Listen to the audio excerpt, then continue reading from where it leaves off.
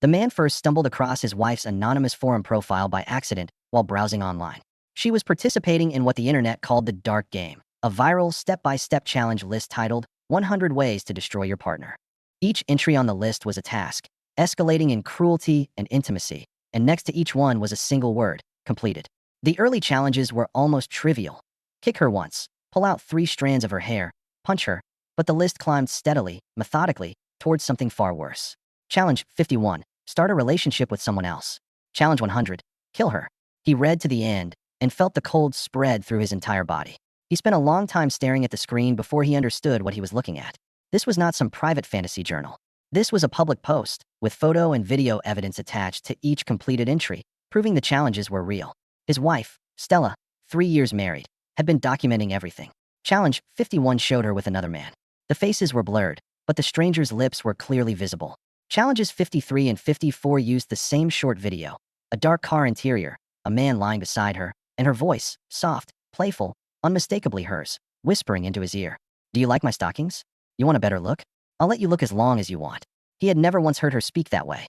That side of her, she had kept entirely for someone else. He kept scrolling. Challenge 55. Press yourself against another man. Completed. Challenge 56. Show him your most revealing underwear.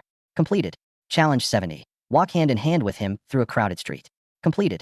Challenge 80. Spend the night together in the same room, but nothing happens. Completed. Challenge 90. Physical intimacy with another man. When he first loaded the page, it still said pending. Then the page refreshed on its own. The status had changed. Completed. Just yesterday, Stella had called him. She said she'd arrived safely at her hotel for a business trip, that she was exhausted, that she was going to sleep early and would be alone tonight. She'd said it with a slight pout in her voice, like she missed him. The post timestamped last night showed a hotel room with dim amber lighting, a wide bed, and a man asleep behind her. Her face wasn't visible, but he was 100% certain. It was her. He knew her shoulders, her posture, the way she held her phone. He thought about who Stella had been before him. In university, she had been surrounded by wealth, sports cars parked outside every day, rich boys circling her constantly. When her family got into serious financial trouble, every one of those men evaporated instantly. He had been there at her lowest point. He had given her stability, reassurance, a way back to normal life. There was affection between them, he believed. Whether it was ever love, he was no longer sure. He went back to her post. The last line on the list sat there like a wound. Challenge 100. Kill her. Pending. He didn't know if the challenge referred to him killing Stella, Stella being killed, or something else entirely. The translation of intention through the dark game's logic was deliberately ambiguous.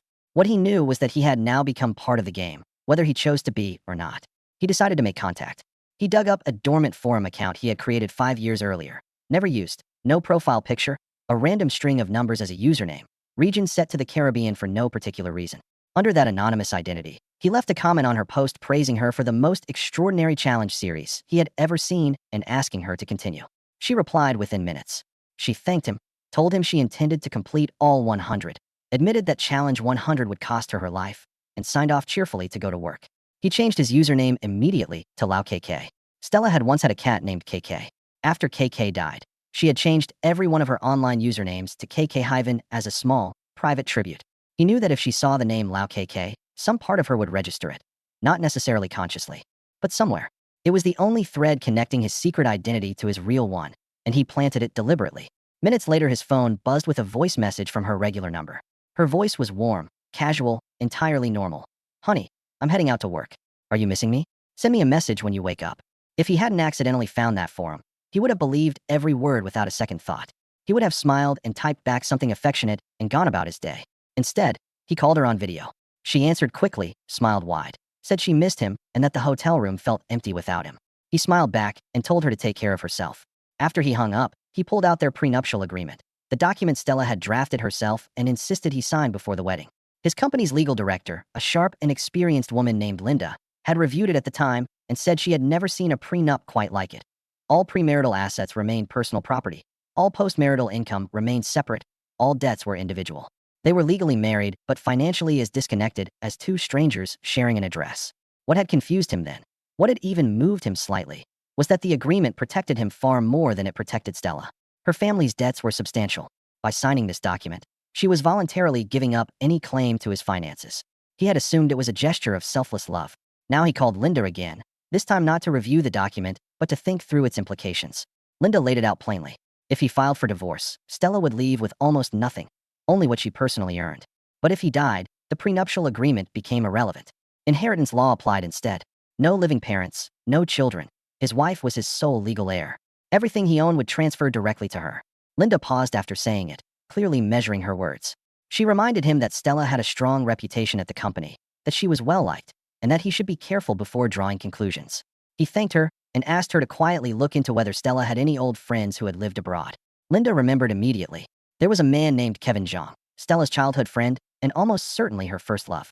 He had studied overseas rather than attending a domestic university, and when Stella's family crisis hit its worst point, he hadn't come back. He stayed abroad for 2 more years and only reappeared after Stella had already married. Then he vanished again, just as quietly. He had slipped into her orbit at the exact moment she was most vulnerable to being pulled back. That evening, he went home and fell asleep. He woke at 5 in the afternoon to find Stella sitting on the edge of the bed, watching him with a warm smile. She had come back from her business trip early. She said she missed him. She had brought roast duck and steamed dumplings from the city she had supposedly been visiting. She moved through the apartment with the relaxed ease of someone who had nothing to hide, asking if he had eaten, offering to reheat the food, heading to the study to send a quick work file. The moment she left the room, he slipped into the home office, opened the forum on the computer, and checked her profile.